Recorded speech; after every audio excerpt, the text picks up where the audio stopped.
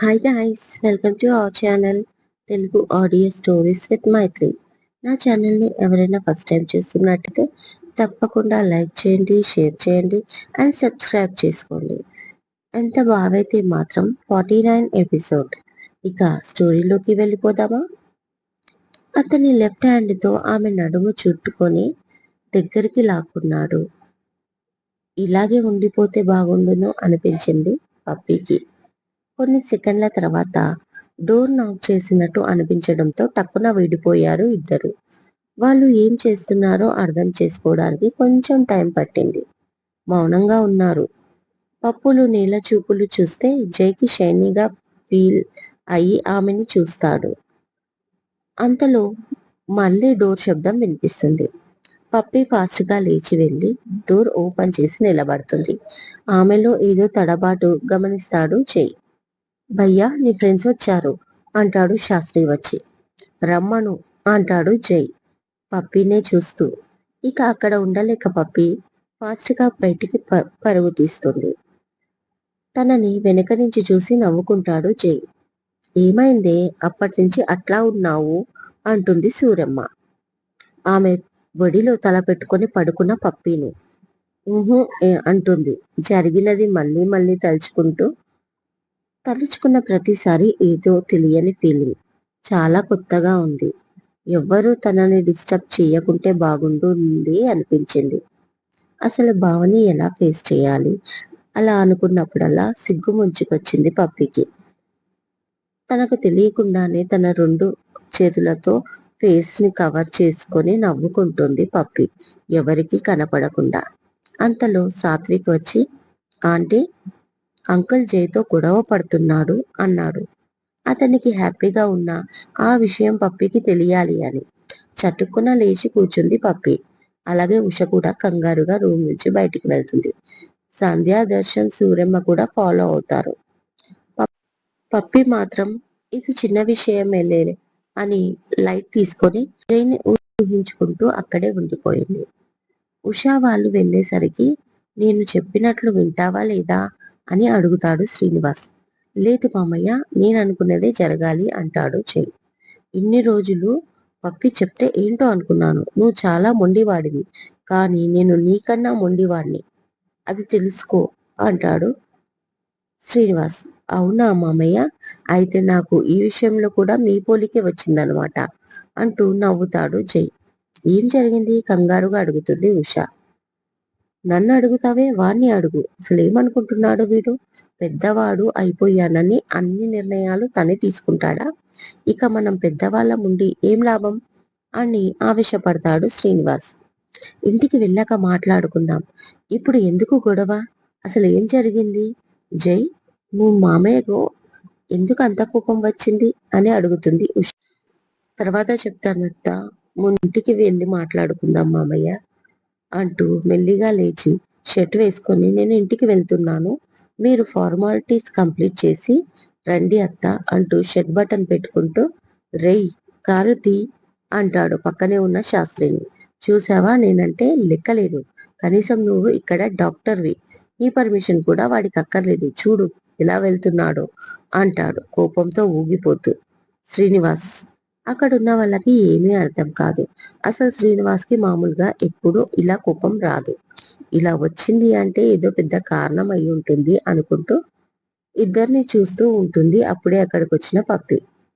ఏం జరిగిందో చెప్పండి మీరు, ఇలా మాట్లాడితే నాకేం తెలుస్తుంది అంటూ ఈవినింగ్ వెళ్దాం నాన్న అంటుంది ఉష. నో అత్త, నా వల్ల అవ్వట్లేదు ఇలా హాస్పిటల్లో ఉండడం, నేను వెళ్తున్నాను అన్నాడు జై. వెళ్ళమను, మన మాట ఎందుకు వింటాడు? ఈ విషయంలో నా మాట వినకపోతే నీకు పప్పికి డివోర్స్ అంటాడు సీరియస్ గా శ్రీనివాస్. దాంతో సూరమ్మకి సాత్విక్కి రెక్కలు వస్తాయి, పప్పికి మాత్రం కోపం వస్తుంది. ఉష అసలే పట్టించుకోదు శ్రీనివాస్ మాట. హా, డివోర్స్ అని వెనక్కి తిరిగి చూస్తూ అంటాడు జై. హా, డివోర్స్ అంటాడు స్థిరంగా శ్రీనివాస్. అది చూద్దాం అంటూ నవ్వుకుంటూ బయటికి వెళ్తాడు జై. ఏంటండి పిల్లలతో మీరు కూడా అందరం కలిసి వెళ్దాం, కాసేపు ఉండొచ్చు కదా నాన్న అంటూ వెనకే వెళ్తుంది ఉషారాణి. తను వినిపించుకోకుండా లిఫ్టులో కిందికి వెళ్ళిపోతాడు. అంతా మీ వల్లే, ఇంటికి వెళ్ళాక వాడికి దిష్టి నీళ్లు తీయాలి అనుకున్నాను.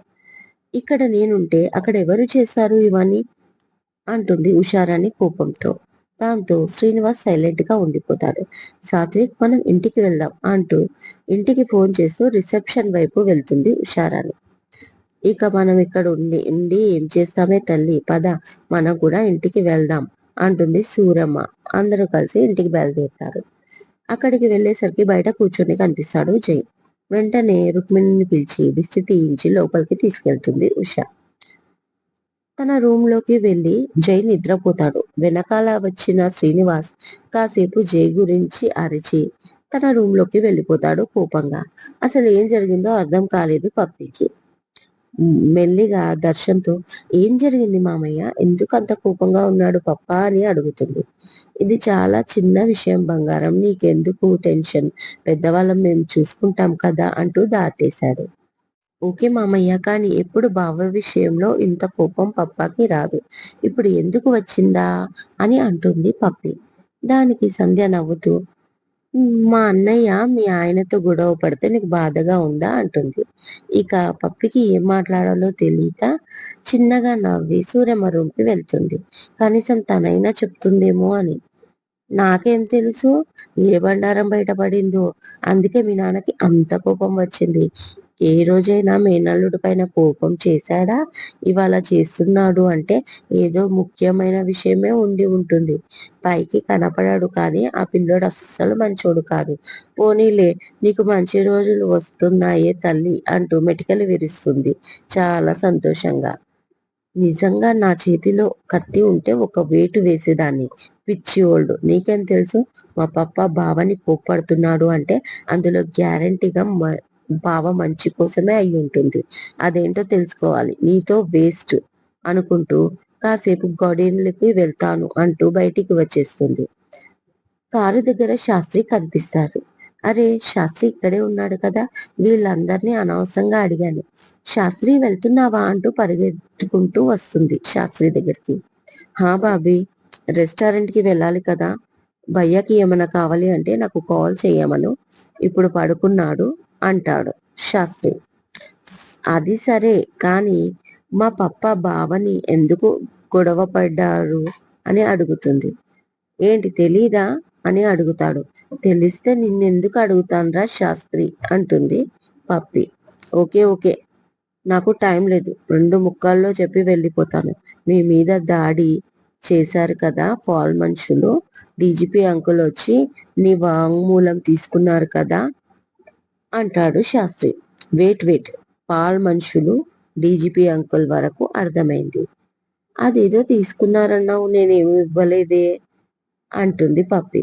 అబ్బా, వాంగ్మూలం అండి అంటాడు శాస్త్రి.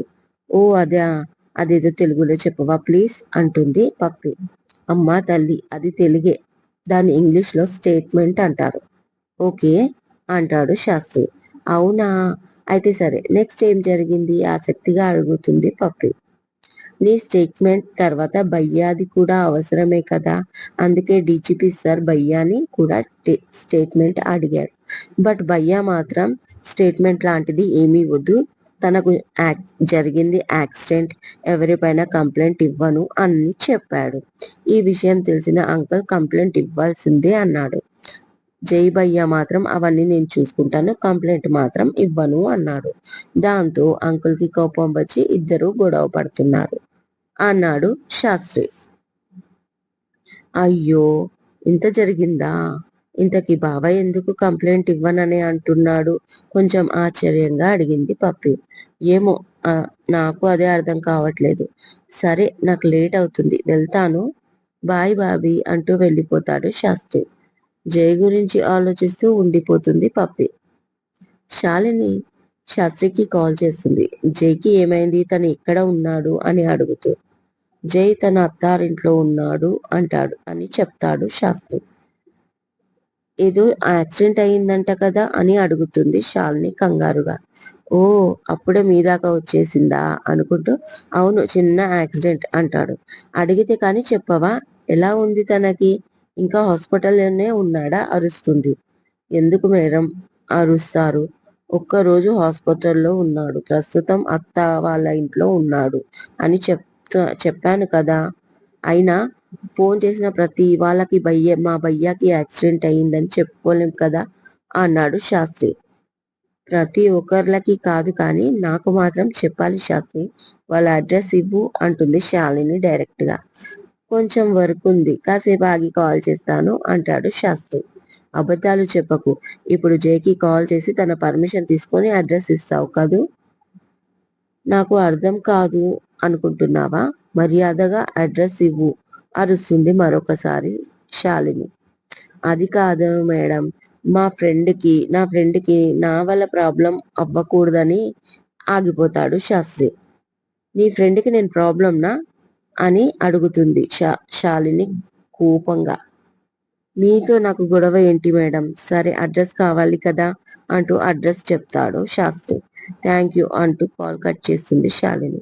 వెంటనే జైకి కాల్ చేసి విషయం చెప్తాడు శాస్త్రి. అబ్బా ఎందుకు ఇచ్చావురా అంటాడు జై. ఏం చేయాలి భయ్యా, గొడవ పెట్టేసుకుంటుంది ఫోన్లో అన్నాడు శాస్త్రి. సరే వదిలేయ్ అంటూ కాల్ కట్ చేస్తాడు జై. ఏంటి సడన్ గా ఇల్లంతా వైలెంట్ గా మారిపోయింది? పప్పా ఎప్పుడు కోపంలోనే ఉంటున్నాడు అనుకుంటూ చాక్లెట్లు తింటుంది పప్పి. ఏమన్నాడు నీ అల్లుడు అంటూ అడిగాడు జై రూమ్ నుంచి బయటికి వచ్చిన ఉషతో. కర్రీలో కాస్త ఉప్పు కారం ఎక్కువయిందంట, తగ్గించమన్నాడు అంటుంది ఉష. ఉష అని గట్టిగా అరుస్తాడు శ్రీనివాస్ కోపంగా. మరి లేకపోతే ఏంటండి, నిన్నటి నుంచి చూస్తున్నాను తెగ రెచ్చిపోతున్నారు.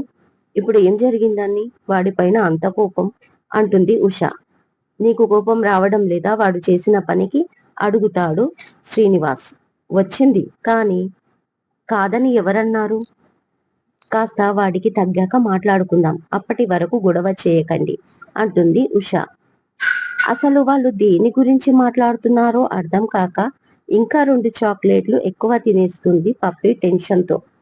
నీలాగా బ్యాలెన్స్డ్ గా ఉండడం నాకు రాదు, ఎప్పటికప్పుడే అడిగేయాలి కడిగేయాలి అన్నాడు కసిగా శ్రీనివాస్. సరే నేను అడిగేశాను, మీరు వెళ్ళి కిచెన్లో పాత్రలు కడిగేయండి, ఇవాళ రుక్మిణి రాలేదు అంటుంది ఉష. ఉష, ఇది జోక్ చేసే టైం కాదు. వాళ్ళు ఎవరి మనుషులో తెలుసా? వాళ్ళతో పెట్టుకుంటే మనకే ప్రమాదం. అది అర్థం కావడం లేదా? మరొకసారి అరిచాడు శ్రీనివాస్. ప్లీజ్ అండి, మీ బాధ నాకు అర్థం అవుతుంది, కానీ వాడి హ్యాండ్కి చాలా పెయిన్ గా ఉంది. ఈ టైంలో బ్రెయిన్ కూడా డిస్టర్బ్ గా ఉంటుంది. 2 రోజులు పోయాక మాట్లాడండి అంటుంది అంతే సీరియస్ గా ఉష. పాపం కదా, బావకి ఎంత పెయిన్ అనుభవిస్తున్నాడు అనుకుంటూ చేతిలో ఉన్న చాక్లెట్లు పక్కన పెట్టి, మమ్మ నీకు తెలుసా, బావ నాకు అడ్డు రాకుంటే నాకు ఇక్కడ మెడ చూపించి ఇలా కట్టయిపోయేది అంటుంది పప్పి. చూడండి వాడు దానికోసం ఎంత కష్టపడ్డాడో, మీరేమో డైవర్స్ అంటున్నారు అంటుంది ఉష. అది వినగానే పప్పి షాక్ అయిపోయి, ఎవరికి డివోర్స్ అని అడుగుతుంది ఆశ్చర్యంగా. మీ పప్పాని అడుగు అంటూ కిచెన్ లోకి వెళ్తుంది ఉష. ఏంటి పప్పా ఇది, డివోర్స్ ఎవరికి అని అడుగుతుంది. మీ ఇద్దరికి, అంతే, ఇది ఫైనల్ అంటాడు శ్రీనివాస్ కోపంగా. బట్ ఎందుకు పప్పా అంతే ఆశ్చర్యంగా అడుగుతుంది పప్పి. వాడు నేను చెప్పిన మాట వినట్లేదు, అందుకే మీ ఇద్దరికి డివోర్స్ అంటూ తన రూమ్ లోకి వెళ్ళిపోతాడు శ్రీనివాస్. చిచ్చి, ఈ పెద్దవాళ్ళు ఉన్నారే ఎప్పుడూ ఇంతే.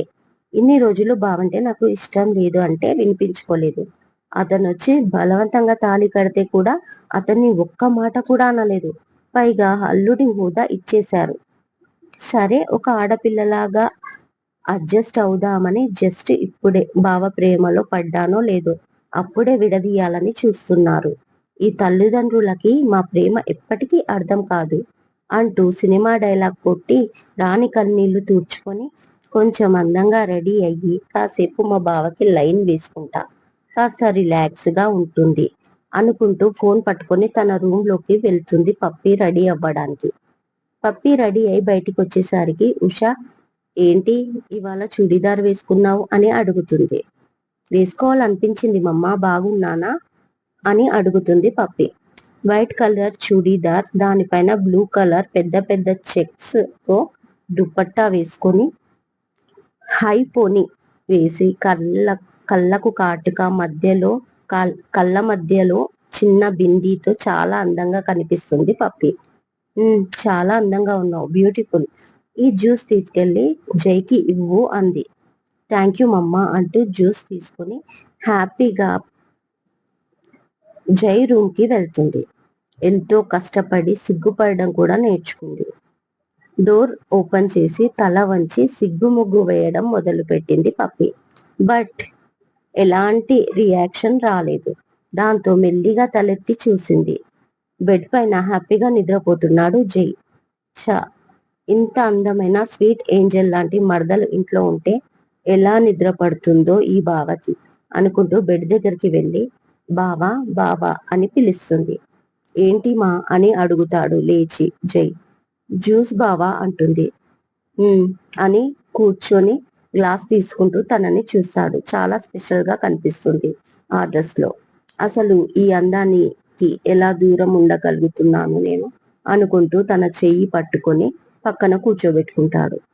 చాలా సిగ్గుగా ఉంది పప్పికి. సిగ్గుపడుతూనే కూర్చుంది. ఏంటి భయపడ్డావా అని అడుగుతాడు తమ మధ్య జరిగిన ఇన్సిడెంట్ గురించి. అంటుంది అసలే కోడి బ్రెయిన్ డివోర్స్ గురించి అడుగుతున్నాడు అనుకుంటూ. ఎందుకు భయం, ఎప్పుడైనా జరిగేదే కదా అంటాడు జై. పప్పి ఇన్సైడ్, ఎప్పటికైనా జరిగేదా అంటే నాకు డివోర్స్ ఇయ్యాలని డిసైడ్ అయ్యాడా అనుకుంటూ. కానీ నాకు ఇష్టం లేదు బావా అంటుంది ధైర్యం చేసి పప్పి. ఇదండి ఇవాళ సీరియల్. ఇవాళ కాస్త లేట్ గా అప్డేట్ ఇస్తున్నాను, ఇంట్లో చిన్న అకేషన్ అందుకే. కానీ చాలా కామెంట్స్ వచ్చాయి త్వరగా ఇవ్వమని.